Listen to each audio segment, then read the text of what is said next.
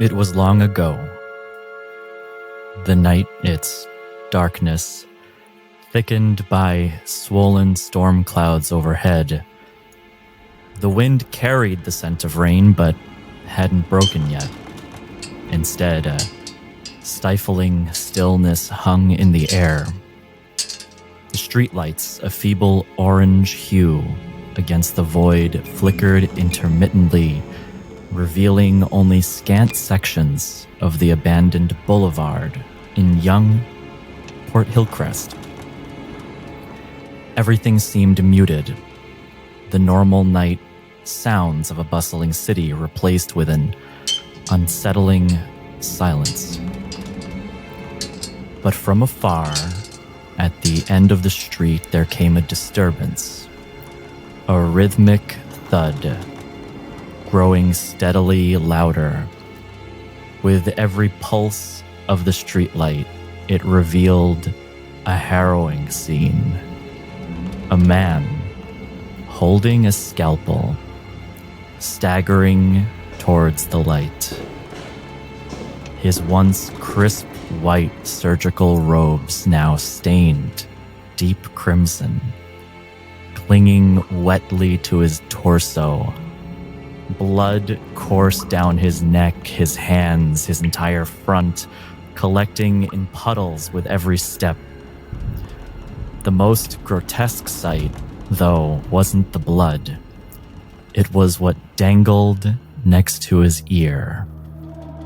The ghastly protrusion of a red, pulsating organ hung precariously, still attached yet seeming to defy nature. One could almost mistake it for a piece of human anatomy, had it not been for the steady stream of blood that accompanied its appearance. Every few steps the man stumbles, catching himself with a hand slick with blood and what was minimally left of his life force. As he approached the dimly lit apartment at the end of the street, he left a trail of bloodied handprints on the walls. The windows, like a macabre breadcrumb trail. He reached for the door, knocking erratically, a sound that was more a plea than a signal. The lock slowly clinked as the door opened just a fraction, and a pair of horrified eyes meet the man's desperate gaze. "Help me," he rasped, his voice a butchered whisper as the world around him blurred and the first drops of rain began to fall. Samuel slumped forward, the weight of this horrific ordeal pushing him into the arms of his only hope.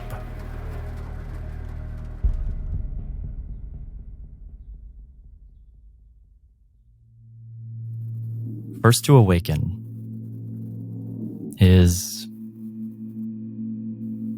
Trevor. Trevor, his eyes slowly peel open.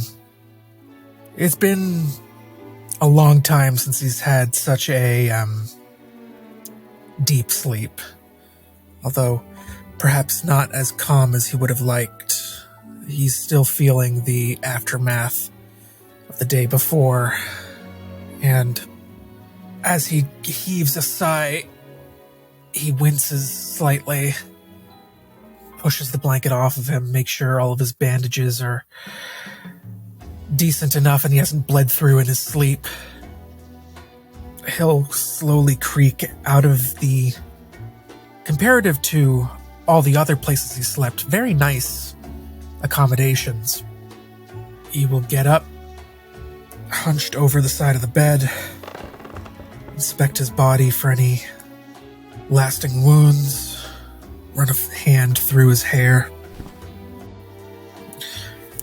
wipe his eyes slightly, and he's going to immediately get up and head over to the nearest washroom just to try and get himself freshened up and change any bandages that need to be changed.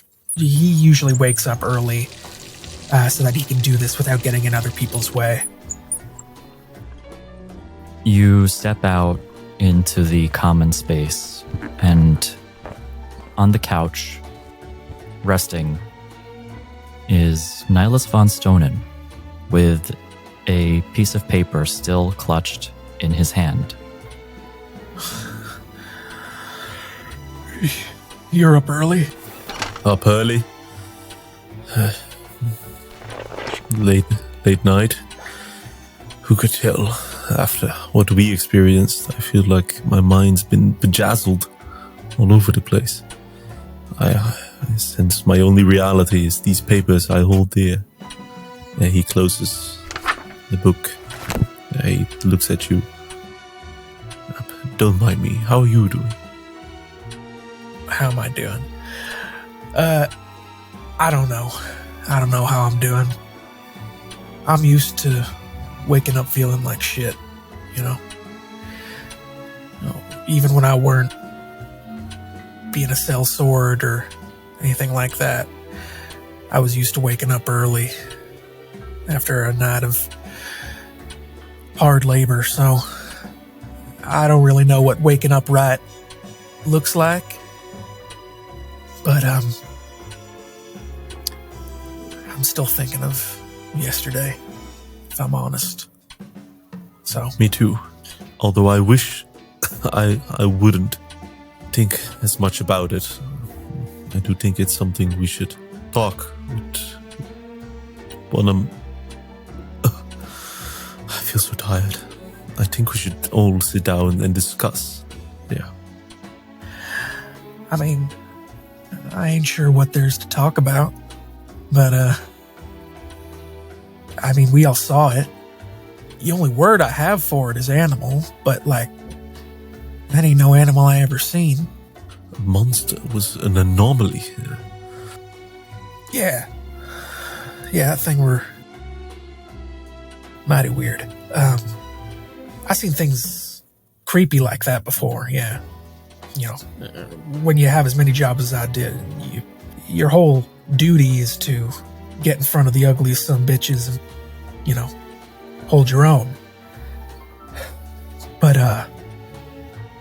thing like that, I ain't seen too many of them, no. But, I mean, that's my job, right? My job is to get down and dirty. You held your own, honestly. I'm surprised. As did you. Especially when we were in that other place, the past, the memory, the sleep, I'm not sure what to call it. When all of our minds were as connected as they were, you took charge, you took initiative, you got us out the first time, and if it wasn't for that, I think we might have been lost forever. So, I know you like to make jokes about yourself, about being of less intelligence. I see it in your words and the way how you carry yourself. But you really shouldn't, Trevor.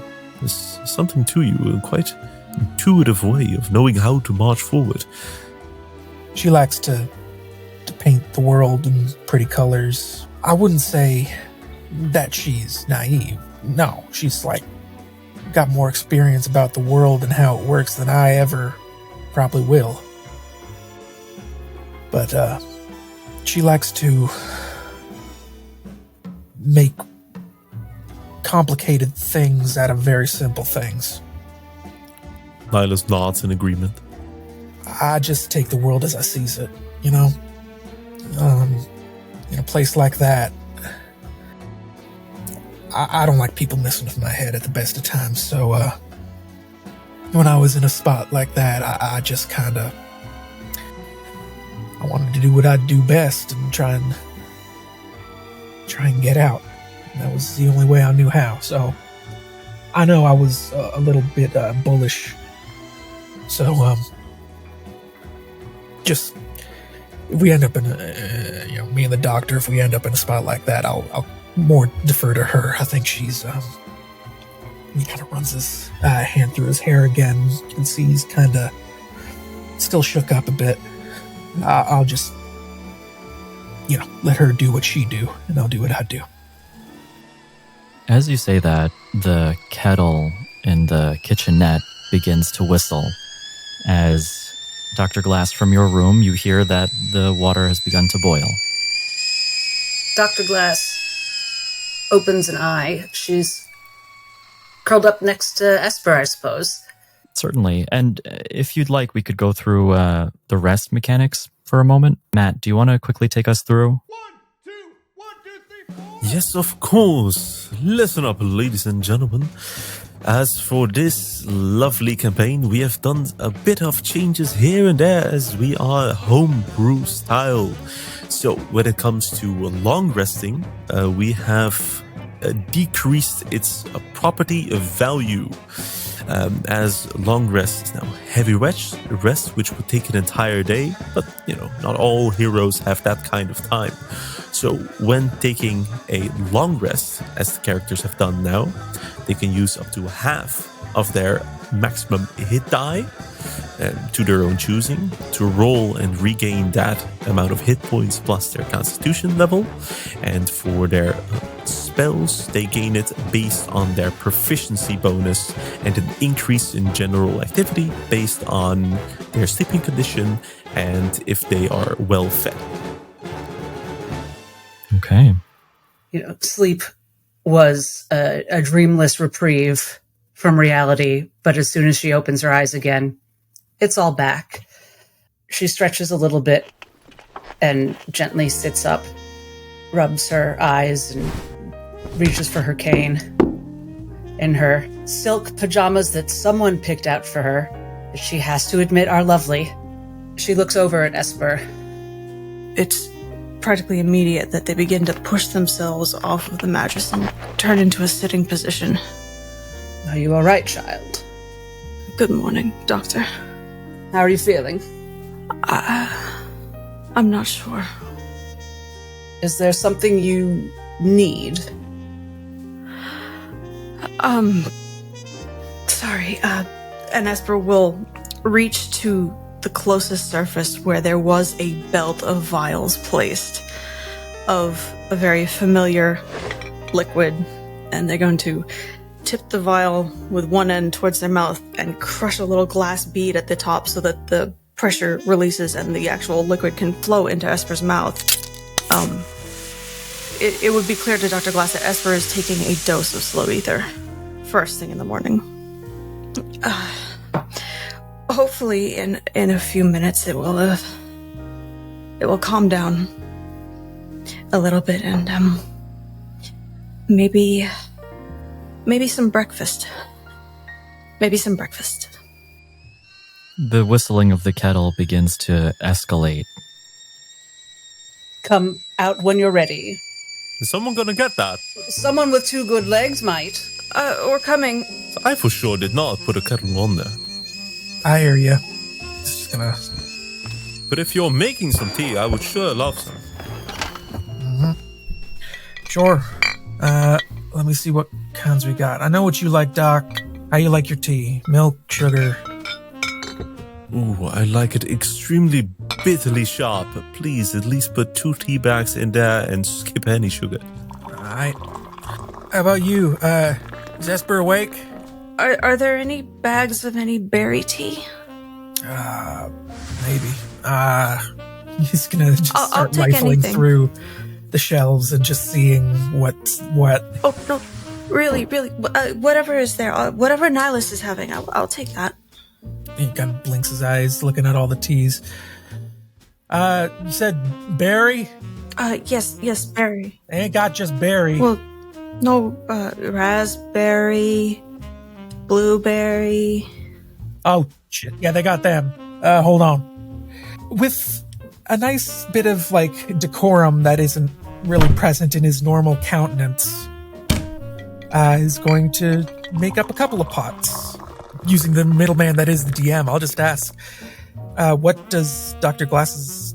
How does she like her tea? I think she comes out and takes the cup you made for Nihilus and says, Oh, thank you, Trevor. Just how I like. It takes a sip. Says, perfectly bitter. Thank you. Yep. Gonna make a snide remark, but I'll wait till you're out of earshot. No such thing, Trevor dear. For him, he just starts brewing a pot of coffee. This is a man who's been more or less, it's the impolite phrase is domesticated. And he comes up with a nice little platter of teacups, all with the handles pointed out towards the drinkers. In one hand, he's got the platter, in the other one, he's just literally just sipping on his own glass cup that he's filled with coffee. They nod their head as if they approve of the color. It's like, I think you found it. As that happens, a bell rings out of the door. The door abruptly opens, and an assault of waitstaff enters the room with silver trays and those little domed silver tops. Close. A cloche. I am so impressed that you know that one. They open up the cloches and they begin peppering these plates in front of anybody who's in the room, any tables that are nearby, professionally not saying a word. And just as quickly as they enter, they scuttle away like a band of raccoons. Did someone leave the window open? What is all that tussling? Oh my. Dig in, friends. The Royal Rose is paying, so I had them add lobster to almost everything. Smell muffins and sausages. A maple syrup. Lobster. Some of them might be lobster muffins. I didn't spend a lot of time on the phone with them. You only sell this on the main capital. Wow. This is real fancy, but I'm good with just the bare necessities. We don't. There's bread and bacon and potatoes. I made sure that the Trevor special was included. Sans lobster. Hey, now I'm no simpleton. I know good food when I seen it. Well, I don't actually like lobster. It's not a judgment. The bacon has something green on it. It smells like a pine tree. It smells like something that's been on bread. Yeah, no. The people who make the food like to gussy it up. They like to call it an experience. Honestly, it just kind of makes my nose wrinkle a little bit. So, you can just pick that shit off. This music makes me feel like Dr. Glass smokes. I feel like she sits on the arm of a couch and lights a cigarette and watches everyone eat. Except it's on one of those like cigarette extending sticks. Those, But like, one of the fancy- small ones. Yeah. It's like, why are you... Just a fainting couch in the corner of the room. Yeah. She'll have a little nibble after her morning cigarette. But she's very much giving bad auntie. And she says, well, what do we think, kids? Day 1 of our seaside holiday at a luxury hotel. What shall we do? I didn't want to intrude our rest yesterday evening, but we all remember the woman who we saved, right? Who she left home. I asked her to write down her address. It's the same address of Samuel Veering. What? 42 Maple Leaf Lane. Maybe it was planted there. Maybe one of us already knew about this. I'm not sure. I'm confused, really. And I don't like being confused. In fact, I hate being confused. It's one of the main reasons why I loved joining up for the religious testimonium veritas. Because I would never be confused, as I would generally understand everything. But this is confusing. That was surprisingly self-aware for a man of the cloth. Well done, Nihilus. Although that's not really the point right now. So we have Marta, who was not attacked, Presumably, maybe? Right. is living in the same place as the person we believe was the architect of that whole historical horror. Yes, the one who could have placed the monstrosity there in the first place. Or at least have reasoning too. But also Constantine told me that his sister is Beatrice, the woman who sent everyone up there, and that they're actually Van Thorns. And why would a Van Thorn be working as hotel staff unless there was something going on? I don't know nothing about no Van Thorns. I don't know what businesses they got their thumbs in. So it's either they They're the kind of folks to spread their seeds far and wide and just make sure they got eyes wherever they need them. Or they got a plan to infiltrate some things. They got some ulterior motives, so maybe we should do a little bit more digging into them.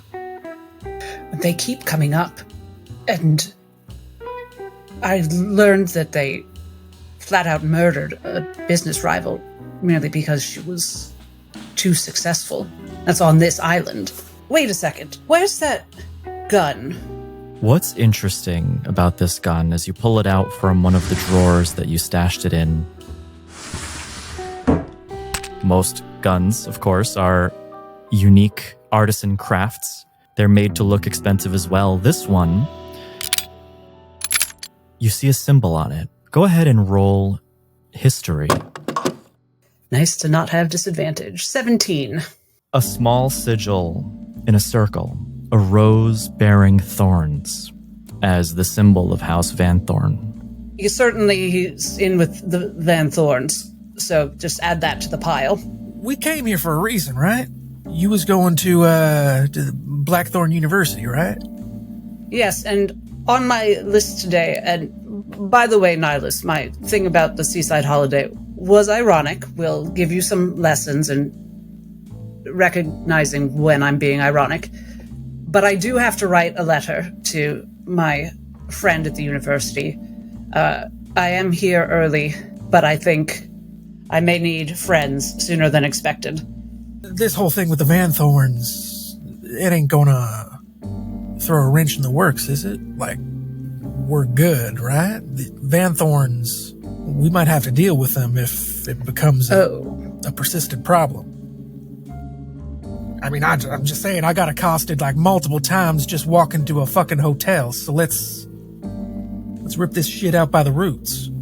All I can say on the matter, on whatever business I have here on this island, however much allies I can acquire along the path of such a dreadful, long, frankly, a lonely journey, I would very much appreciate. Esper has been eating breakfast and looking back and forth towards everybody as they talk. You're very right to bring this up, Trevor, and you and I are going to be quite recognizable to some dangerous people on this island. But there's a reason that their symbol is roses and thorns. Those are plants that make it very difficult to get to the roots. The Van Thorns seem to be everywhere. Is there really a problem staying in the hotel or even in the suite? Yes. Oh, well, the good news is, I don't think we're safe anywhere.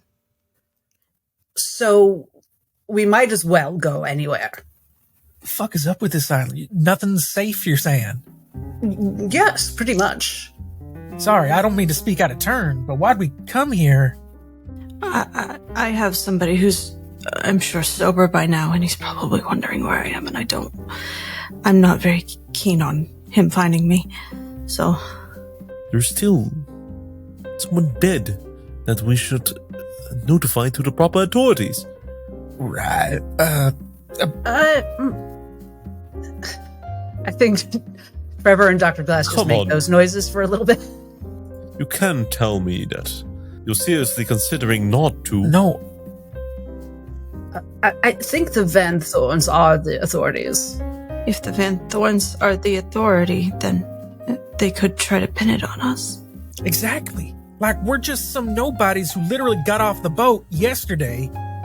Now we're hauling around the headless corpse of the owner of the hotel, and we're just supposed to be like, hey, I just seen this here. Don't worry, I had nothing to do with it. But you want to take care of this? Do any of us have people on this island who we actually trust? And we could start with them. I got you. That's it. My contact at the university is someone we haven't been in close contact in some time, but we were close once, and that's the best I've got. And perhaps she can give us a bit more of the lay of the land. Well, like, I tried to... I kind of get what Nihilus is saying. You know, it ain't about who we can trust. It's about who we certainly can't trust and staying away from them, right? So let's... But how do we identify them? Beatrice Right. is a Van Thorn. Maggie, she told me that she used to work at the Salted Stout. It's like a little inn. I've never been to it, but that might be a place if we want to find, I don't want to say next of kin, but folks who know her, who know where she would want to be if, hypothetically, she ended up beheaded in a little abandoned hotel room floor. So maybe we check around there. I mean, it's an inn anyway, so people talk. We get a lay of the land. We get folks' boots on the ground. It's a first step. I think that's a wonderful idea. Trevor. I agree on that matter. I think that could be a smart idea, in fact. Well, but if we find people that knew Maggie, maybe we could trust them to take care of it. I think we get two birds stoned at once here. We go to Salted Stout. We just say, hey, we need to know who knows Maggie. Does she got any family? Does she got friends who know her better than we do? What are we doing here? Right? So we keep her where she is right now, because we ain't moving her. But we look for people close to her. We say, hey, just so you know, something bad happened to her. If you want to find her, that's where she's at. You know, it's better than my other idea, which would be just, you know, hucking her out the window and washing our hands of the whole thing. Oh, no. I don't think. I like going to find people who know her better. She told people she was going to that floor, didn't she?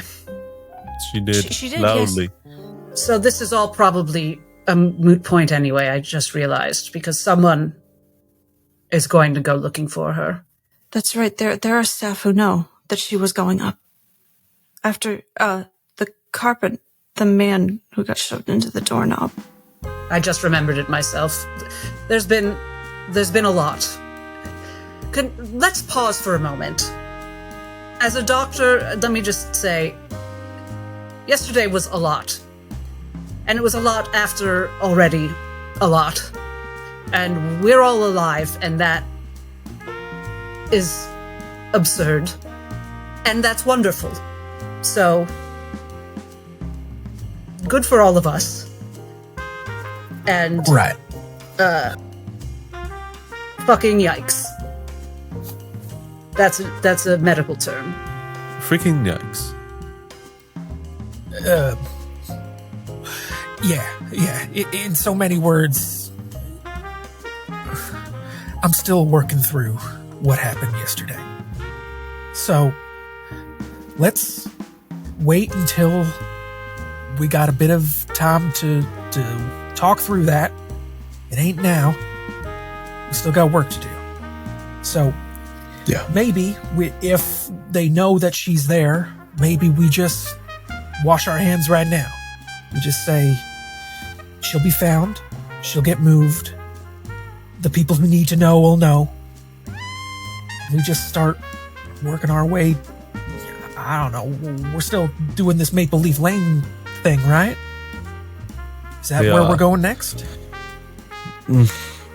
Maybe. I think the salted stout could still be a very good source of information. It also, frankly, sounds more fun, and I wouldn't mind being the third bird to get stoned. You throw your jacket over. All of you cumulatively leave the room, heading down the ornate halls of the hotel. As we're going down, Esper would very specifically slow them down for a moment and go, if it's not too much trouble as we're going, could I nestle in a bit into the middle of you all? I don't want to run into Augie. Very wise. Oh yeah, sure. Anything you want me to say? I mean, I can knock him out if he's in trouble. Maybe that'd be a little too much trouble, but if you stare at him very angrily, it might work. He doesn't really strike me as a brave man. I got that. I can do that.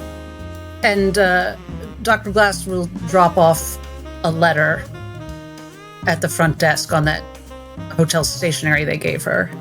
But basically, it's saying, I'm here early. Can we meet up? Wherever you think is best. Esper, would you roll stealth with advantage? Dr. Isadora Glass, if there's anything more you want to include in the letter, then DM it to me.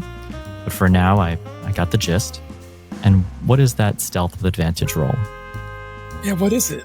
That stealth with advantage was double natural 2s for a total of 5. If only you were a halfling.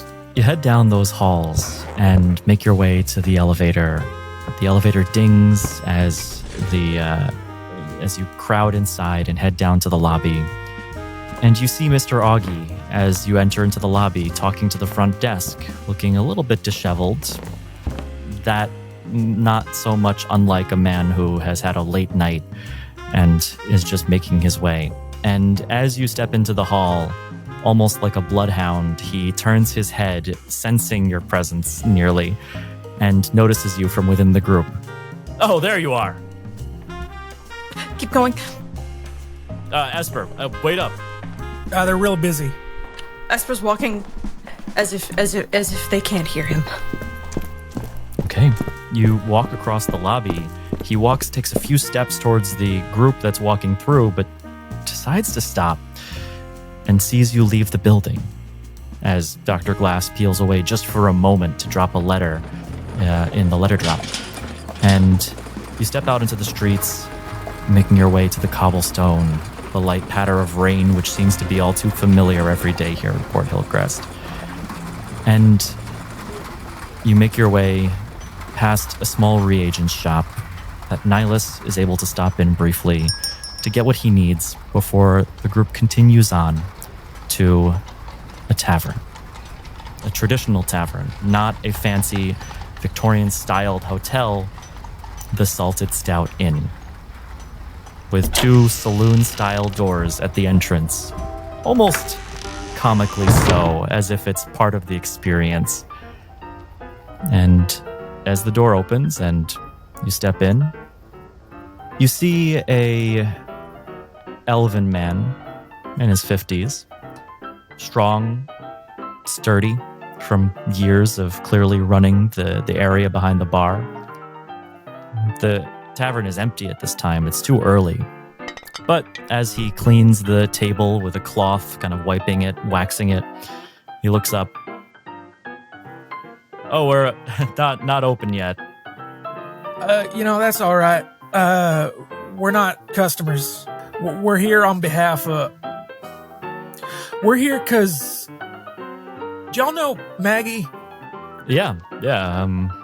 When the Whaler opened, took the job. It was a big promotion for her. I'm happy. I just can't say that I'm okay with missing my favorite barback, housekeeper, but she's on to better things, so... Why do you ask? Nihilus puts his hand on Trevor's shoulder. Is everything okay? She don't happen to have any, family that you know about, right? Anyone who knew her real close, like? You see a slow nod as he reaches below the bar and takes out a unmarked bottle of liquor. And he takes out several shot glasses and begins pouring them. Yeah, I know what this is. Van Thorn, Island, Crow Perch, the usual. I'm sorry to say. Here. He pushes the shot glasses forward and takes his and swigs it. To you, Maggie. To Maggie. Down his shot. Yeah. Just kind of wordlessly. Thank you for that. Turns it over and slams it on the bar. It's all right. Would you say if you knew if she had any enemies? No. Maggie couldn't make an enemy if she tried. She was a hard worker. Everybody knew her. We are new to this island and a bit rattled already. I was wondering if you could give us a bit of advice. Are there any areas people to avoid. We don't know really what the authorities are like here. Are there any famously haunted addresses or anything like that? So the full rundown, I got you. Here's what to expect. So first of all, if you're new on the island, unless you're here because you're in a family, stay away from them. They're all dangerous assholes. You don't want to be associated with anybody. The Van Thorns, the Meridials. Besides that, you're in Port Hillcrest, and there's no leaving this city unless you have reason to, a permit, permission. It's really locked down. The king, he's been recluse forever, it feels, and his regency, associated with, basically each member of the family, a representative, is running shit, and it just keeps getting worse. As soon as this saturation lets up, if you don't got a reason to be here, just get the fuck out. A question, if you don't mind. I heard rumors that there was some kind of curse and an illness spreading about the island. I want to provide my assistance however I can, if at all possible, at least learn more about it. He leans across the table, lowering his voice a bit.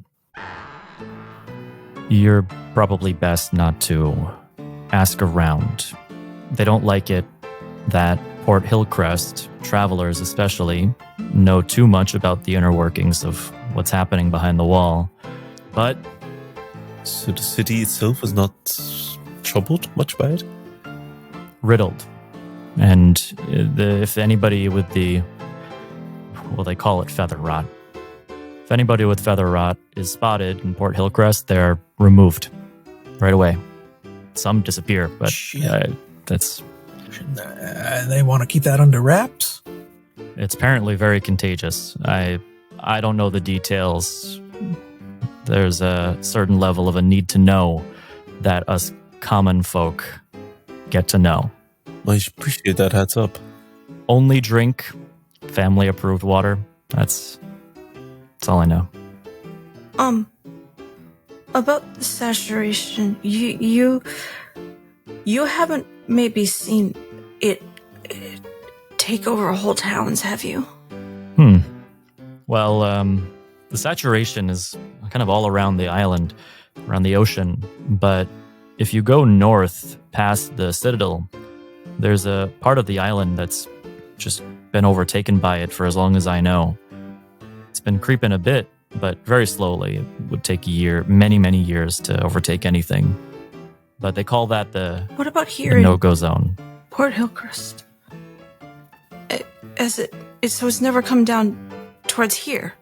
There was a period of time before when this island got populated again. It's before my time, years ago.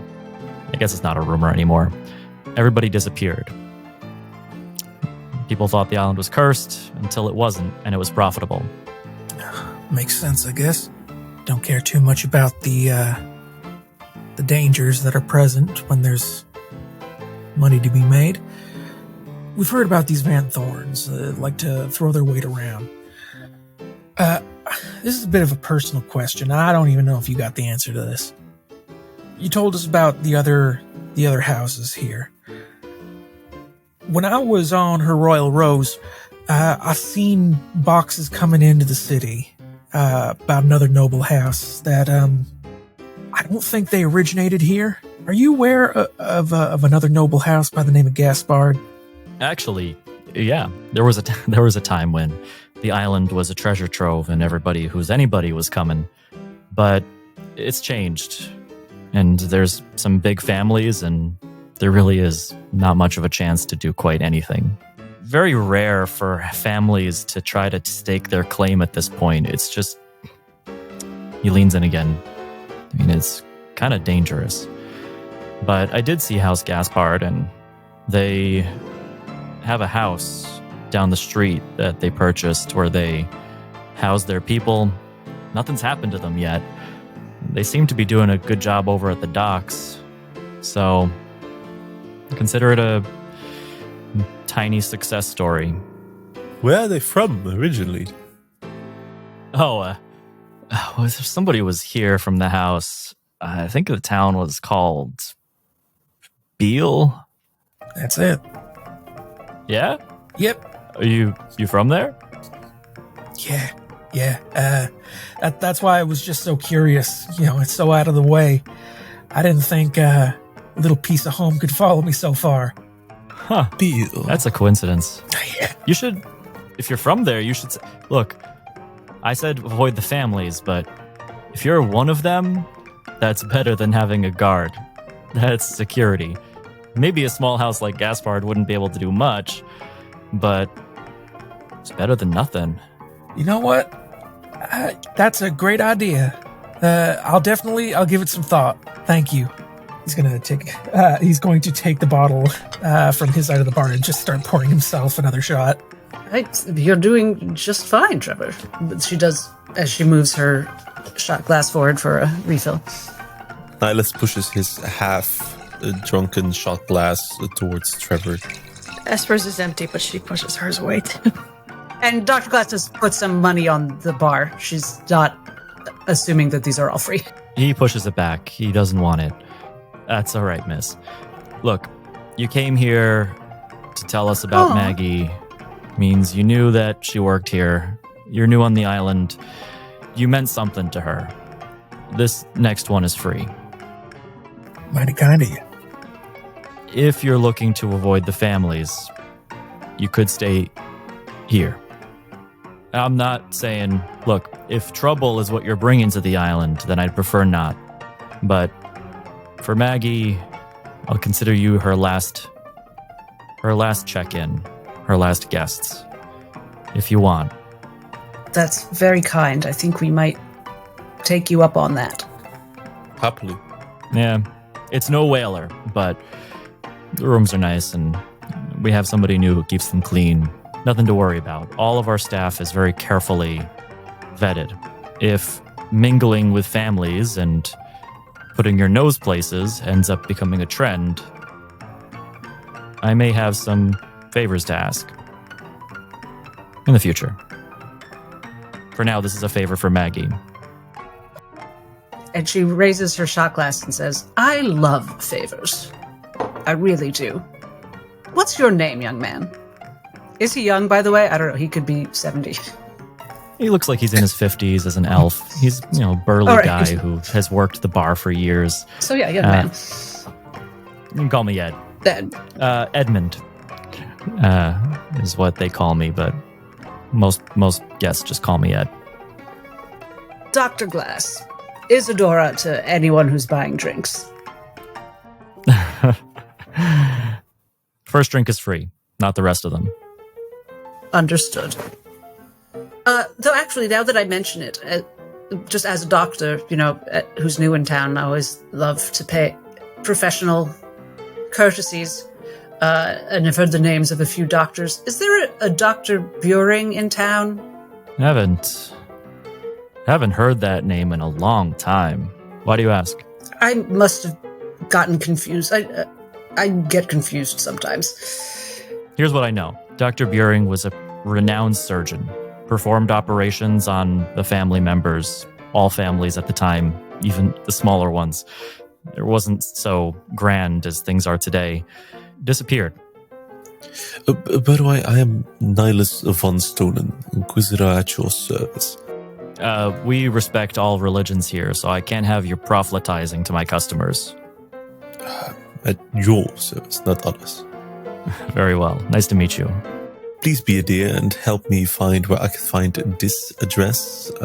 As you said, it was still a bit new to town. And he opens up the paper, which says the Maple Leaf 42 Lane. You'll find the town square and head on towards the water. There's a small alley where you'll find Maple Leaf. It's one of the older streets in town. Marvelous. Great. Well, I've got to clean up. So thanks for coming. Thank you. The invitation stands, and favors, if you're here, we'll talk about it later. Thank you for all of your help. Certainly. Yeah, my pleasure. Thank you, Ed. He goes back to polishing the table. Can Dr. Glass linger just a moment behind, like, oh, just dropped my cane, I'll be right with you all. Of course. Sure. Edmund, one more question. You serve all kinds here, I'm sure. Do you know of any place in the city where one could have a drink with, say, a concentration of, how do I put this? Women who get called spirited and headstrong or notoriously unwed? Roll persuasion. 17 persuasion? You know, trouser aficionados who give each other violets as gifts. You know what? Let me think about that. Next time you see me, I'm going to do some asking around the bar, because I do recall of one lady who was involved in medicine as a nurse who mentioned something like that. I'll get back to you. Milas walks out the door. Drinks Esper's shot and follows. Thank you, dear. I do appreciate it. Yeah, certainly. And she tips him and she follows the group out.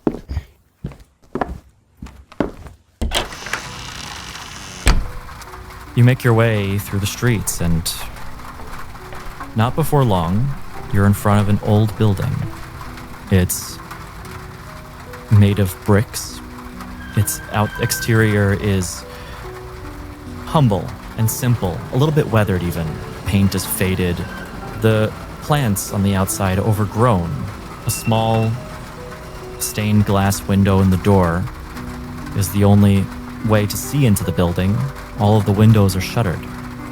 But on the top floor, a light is on the second floor. You can tell behind the shutters a little bit of a glow. What if Dr. Veering has been operating on bodies and snatching in them, and then he snatched Marta's body, and Dr. Veering is Marta? What? That's very possible. You know what? Never mind. Okay. I'm trying to remember. Constantine said that he was being paid to transport the creature by Veering. But I remember so clearly that Veering wasn't at that party. I felt very strongly that he knew things would go wrong. He had been invited, hadn't he? I was invited, but he did not show up. I suppose that's a good point. I don't know if anyone there knew him except for Constantine. I know when they called for a doctor, he wasn't there, but maybe it's less odd than I'm thinking that he wasn't there. I'm just wondering, was this a nefarious plot, or was this greed and stupidity? Do you know what I mean? No. Mm. Well, that's all right.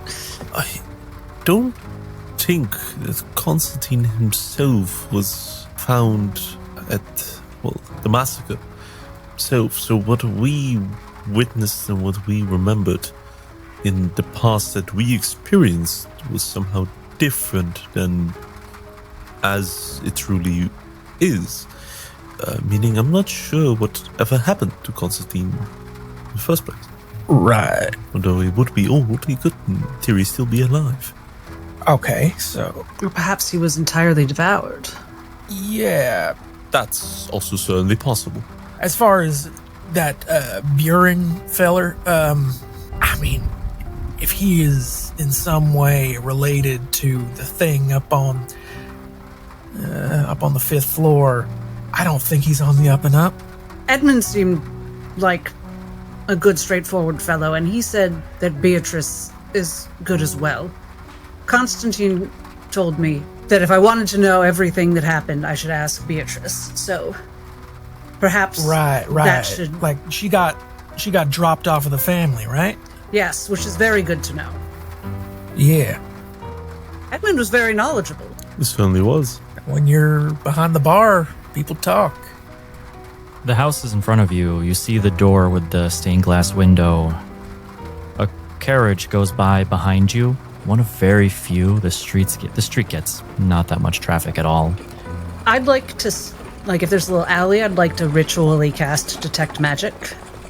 You cast Detect Magic ritually. DMs hate this one trick.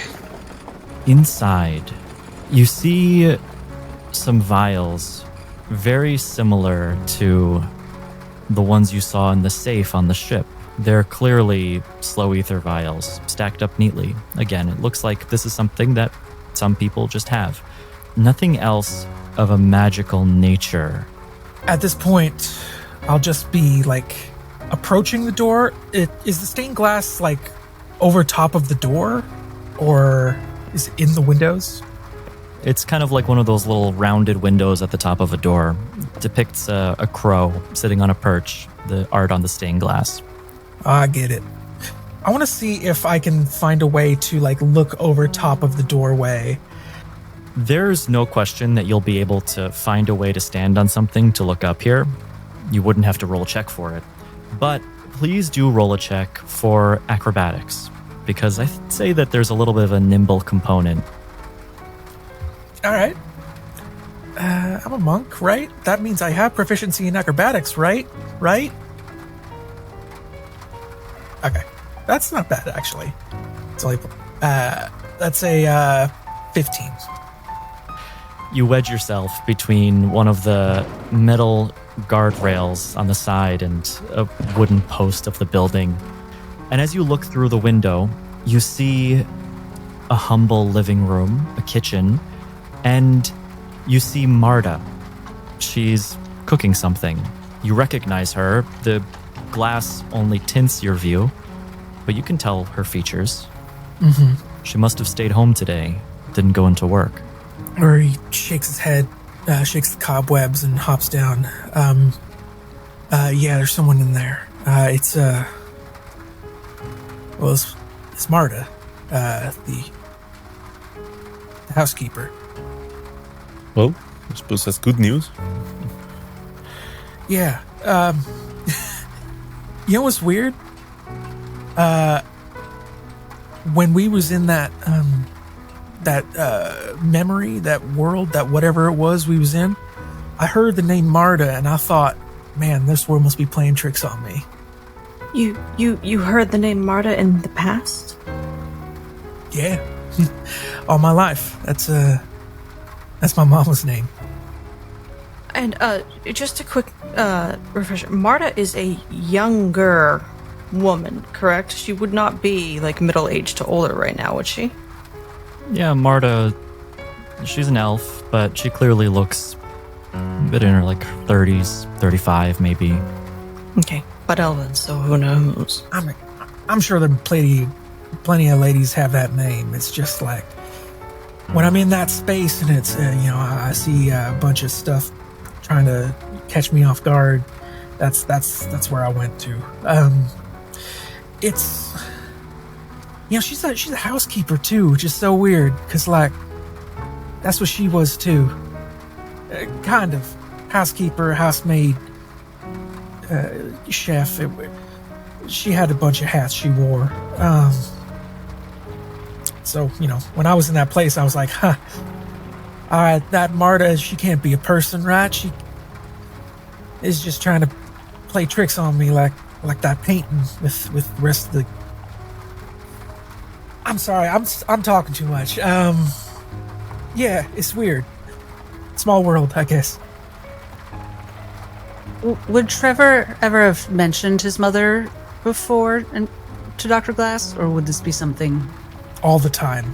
If there was ever a time to talk personally, he would have told you about his mother a lot. He's a real mama's boy. Dr. Glass maybe gives his elbow a little squeeze. Says, well, I hope it's a coincidence. Let's see how she's doing, shall we? Right. Maybe Yeah. someone else. Yeah. Yes, that's why we're here, isn't it? To check on her. Nidus takes a couple of steps towards the door in a very unique Kieranstonian way. He holds his pinky with his thumb, and his 3 remaining fingers knock on the door. For a moment, you hear a surprised gasp, and then footsteps towards the door. The door opens, but not all the way. It has one of those little chains that prevent it from opening further. Mother? Oh, hi. Hey. You... So... is the hotel looking for me? I called out. I couldn't go in today. I felt ill. Sorry for disturbing you, Martha. It's us, of course. It's absolutely fine if you're staying at home. We're here to check up on you, see if how you're doing. Are you all right, my dear? I'm okay. Are you sure? Right. Yes, she closes the door, unlatches the lock, and opens it all the way. Thank you for coming to visit. I'd be glad to make you something, tea, coffee. Why don't you come in? Not particularly thirsty, but I would appreciate if we could just sit down and talk. And really, we're here to see how you're holding up. And he enters. You step in to this house that smells musty. Cushions of the sofa are askew. A lamp is lit. A grandfather clock ticks. But the air still feels stagnant. The faded wallpaper looks old, both intricate and pattern. Wes, would you say it's perhaps suspiciously musty and unkempt for the home of a professional cleaner? I would say so. And as you step in, just even the smell of the air kind of starts to give you a light headache. It's like more than is comfortable. I think, strange smell or not, Esper is going to be checking every corner and where there's a piece of furniture that casts a shadow behind it. Esper's eyes dart to it. You look around, and no corner of the house offers you much insight. The sensation is that of uncertainty. Every corner is just a little darker than is comfortable. There's a sound that rings from the oven in the house. It seems to be a little bit defective. It screams in every way discomfort. And is the slow ether that was detected, is this out in the open or is this concealed? Is out in the open. There's a little glass shelf with a couple of slow ether bottles stacked up on one another at the top. There is a particular lingering on them for a moment, but then Nesper's lips kind of turn down. She makes a bit of a disgusted face as she turns away from it. Thank you for coming. I appreciate you checking up on me. I know that was crazy. That was just crazy what happened. To say the least, yes. To be frank, I'd hate to make you remember all that happened, but it's crucial that we understand what truly happened, try to investigate, try to solve and prevent any further abominations. Wait. Would you be able to tell us what happened? What do you mean by what truly happened? What do you remember, dear? And is it all right if I take a look at you? Remember, I am a doctor. Yeah. Wait, you said you're a doctor? Yes, of course. She gestures to her bag. Sure. Yeah, take a look. I'll tell you what I remember. I went into the room, and there was somebody there. It was one of the contractors. And when I got in, the monster saw me. But he distracted it. And I was able to run, but I couldn't make it to the door anymore. He was in the way, and he was fighting it. And so I found a closet, and I put myself into the farthest corner that I could so that it wouldn't see me or find me. And then I just waited. It's okay, dear. You're safe now. And can I do a medicine check on her while she's talking? You know, check her pupils, all of that, see if there are any abnormal effects. Yeah, go ahead and roll medicine. Not sure if Nidus is specifically trying to help with the medicine, but he's trying to help calm her down if he can by, getting a bit close, trying to get her eye contact. That is a 10. Persuasion from Nihilus. For a total of 3. She's surprisingly hard to read. Ever since you stepped foot in this house, your thoughts have been a bit murky your head with a headache, sharp and piercing, making it difficult to focus. Just that smell is so unusual. It doesn't smell rotten, but it's like the heavy odor of somebody's house, just slightly more than typical, uncomfortable. And you notice with a 10, just that she looks a bit out of it, a bit in a haze. Her pupils just slightly dilated. Do you live here by yourself? It's sort of a large house. Yes, Or it's just me. Just one girl. Yes. Do I need to roll insight on that, Wes? My passive is 17. Yeah. So what's great about insight in D&D is if you don't keep it as a binary, are they lying or not, it can be really fun. And as you carefully inspect her as she's speaking, keeping note of all of her features and tics, where she's looking, she says, "No, I don't have anybody else in the house." You notice immediately her eyes trail up and to the right, the corner of the room. It is a 2-level home, but she clearly looked in a very specific direction. She tries to overcorrect, and she looks down to the other corner of the room and puts on more of a concern. It was just very difficult. Medicine check. How's her heart rate? It's high. Do I feel like she's afraid of whatever it is? Well, that's going to be tough because she could also just be afraid of these line of questioning. A 23, I mean, it's a great roll, but you'd have to be able to distinguish. And in this case, it's hard to distinguish between fear of the guest and fear of whatever else there might be. Insight checks are not admissible in court. Yes. Which is why Dr. Glass didn't want to go to the authorities. She's the authority. But sorry, she was speaking. She said it was just hard. What was it? What was the last thing you said? It was just really difficult. I've never seen a body before, and walking through the room and past that monster, I tried not to look. I tried really hard not to look. But you did? Yeah. It was terrifying. I know, my dear. That's a very normal reaction. Might be able to help you speak more freely, but it will be alarming at first. Basically, I'm asking her permission to speak into her mind. I don't want anybody rummaging around in there. I would prefer you didn't. Can you tell me out loud how long you've lived here? And Dr. Glass looks at the spot where Marta had looked. You see, she has her hands tucked between her legs.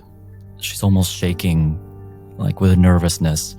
I've been here for almost my whole life, 40 years. Do you have any connection to Dr. Samuel Veering? Doctor who? Is that what brought you? Bingo. It's quite alright, dear. We're here to help. You know something? The good Dr. Veering. Okay. I did a favor. Many years ago. I wasn't supposed to tell anybody. I thought it was all done. I thought I wouldn't have to hear his name again. She leans in, almost whispering, but her voice shaky. Dr. Veering is... he's upstairs. What? Is he in a form that we would recognize? Trevor kind of looks cockeyed. As a man? She says that. Is he in a form that we would recognize as a man? She says again, sort of trying to sound less scared. Yes. He's he's not awake. He doesn't wake up. He's never woken up. But I just know. I know that he can hear me. I think he knows that you're here. Doctor. Nihilus points towards his mind. He makes a couple of gestures where he points towards his own mind, suggesting to continue speech through the mind. And he points towards the both of you. And immediately, with a whooshing sound you hear in your mind. Yes, Nihilus. Apologies. You can speak freely. And Esper as well. Hello, Esper. Nihilus says in his mind, but he's also gesturing it with his hands as he's being very pragmatic, the way how he's trying to talk. Trevor would probably have a good guess of what's being said as he's saying, I know she said no, but try to speak to her in her own mind. If she's feeling threatened or anything at all, maybe that's the only way. Yeah, as they're having a psychic conversation, Trevor is hearing the lull in the conversation. Miss, you say he's upstairs. You feel like you're in danger? I don't know why. He's been laying in bed 40 years. But I fear him. Alright, this is what we're gonna do. You find some place, maybe not in this house. You find some place you feel safe. A room, lock the doors. Look out for yourself. What are you gonna do? We're just gonna see what's up. And Dr. Glass puts some coin in her hand and says, Edmund at the Salted Stout, we just spoke with him and he offered us a room. If you go there now and say Dr. Glass or Isadora, Will be taken care of. Okay. She stands up, clutching the coins to her chest. Okay. Very resilient, Marta. You have been very resilient all this time. I'm leaving. And she slowly makes her way towards the door of the house, puts her hand on the doorknob and looks back up to the same corner of the room she looked at previously. She opens the door and then runs as fast as she can away from the house. Good girl. Nihilus starts walking towards the stairs, and from his hip he unlocks the metal chain connecting his Testimonium Veritas, ready to put its pages open to, well, if one had good memory, an electrical page. You walk slowly towards the staircase, the old wood of the floorboards creaking beneath. And you make your way to the stairs. I presume everybody else is following. Yes. Oh, Esper's sure not staying downstairs if everyone else is going up. Nihilus starts traversing the stairs up carefully. He hears in his mind, this is what you were made for, Nihilus. Do your god proud. And now he is Bardic. He feels inspired. You take a step onto the first stair. It creaks beneath. This old wooden house, you know there's no sense of silence you could possibly gain making your way up. The next step, and the following. And finally you get up the stairs to one single door. An old wooden one. It's not locked. The doorknob is right in front of you. You slowly put your hand onto it, turning the knob and pushing it open. And in this dark room, all windows completely shuttered, the narrow slits of light through the shutters, all that illuminates, there's a bed, a nightstand, and nothing else but a large machine, but not like a whirring mechanical one. Bags attached to it. Bags that attach to tubes that attach to a body in the bed. What looks to be an old man whose figure has compressed from 40 years of laying in the same position. Skin drooping over the edges of the bed, folds, a mask on his face that seems to force air in, and protruding from his head, a large, oblong-shaped red organ is all that could describe it, that lays onto the bed beside him. It's ominously familiar to the same organ from within the beast that you slayed, the one that maintained the consciousnesses of its prey, attached to this breathing, albeit sleeping, lifeless man.